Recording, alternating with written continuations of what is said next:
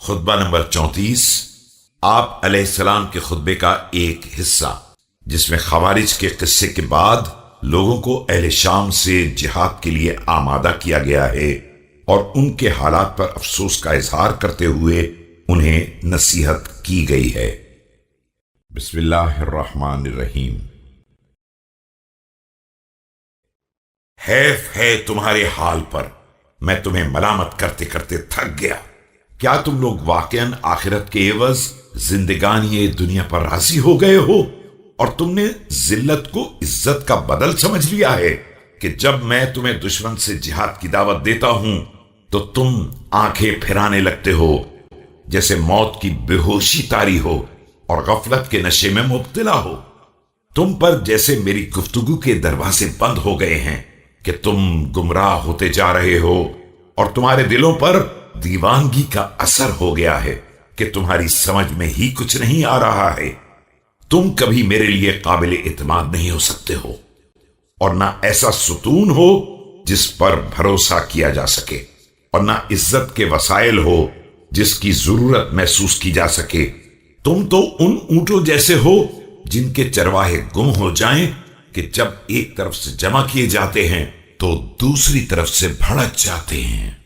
خدا کی قسم تم بدترین افراد ہو جن کے ذریعے آتش جنگ کو بھڑکایا جا سکے۔ تمہارے ساتھ مکر کیا جاتا ہے اور تم کوئی تدبیر بھی نہیں کرتے ہو۔ تمہارے علاقے کم ہوتے جا رہے ہیں اور تمہیں غصہ بھی نہیں آتا ہے۔ دشمن تمہاری طرف سے غافل نہیں ہے مگر تم غفلت کی نیند سو رہے ہو۔ خدا کی قسم سستی برتنے والے ہمیشہ مغلوب ہو جاتے ہیں، اور بخدا میں تمہارے بارے میں یہی خیال رکھتا ہوں کہ اگر جنگ نے زور پکڑ لیا اور موت کا بازار گرم ہو گیا تو تم فرزند ابو طالب سے یوں ہی الگ ہو جاؤ گے جس طرح جسم سے سر الگ ہو جاتا ہے۔ خدا کی قسم اگر کوئی شخص اپنے دشمن کو اتنا قابو دے دیتا ہے کہ وہ اس کا گوشت اتار لے اور ہڈی توڑ ڈالے اور کھال کے ٹکڑے ٹکڑے کر دے تو ایسا شخص عاجزی کی آخری سرحد پر ہے اور اس کا وہ دل انتہائی کمزور ہے جو اس کے پہلوؤں کے درمیان ہے۔ تم چاہو تو ایسے ہی ہو جاؤ۔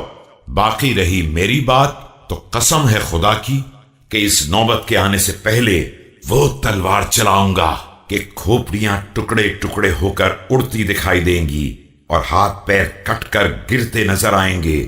اس کے بعد خدا جو چاہے گا وہ کرے گا۔ ایھا الناس، یقیناً ایک حق میرا تمہارے ذمے ہے اور ایک حق تمہارا میرے ذمے ہے۔ تمہارا حق میرے ذمے یہ ہے کہ میں تمہیں نصیحت کروں اور بیت المال کا مال تمہارے حوالے کر دوں اور تمہیں تعلیم دوں تاکہ تم جاہل نہ رہ جاؤ، اور ادب سکھاؤں تاکہ باخبر ہو جاؤ۔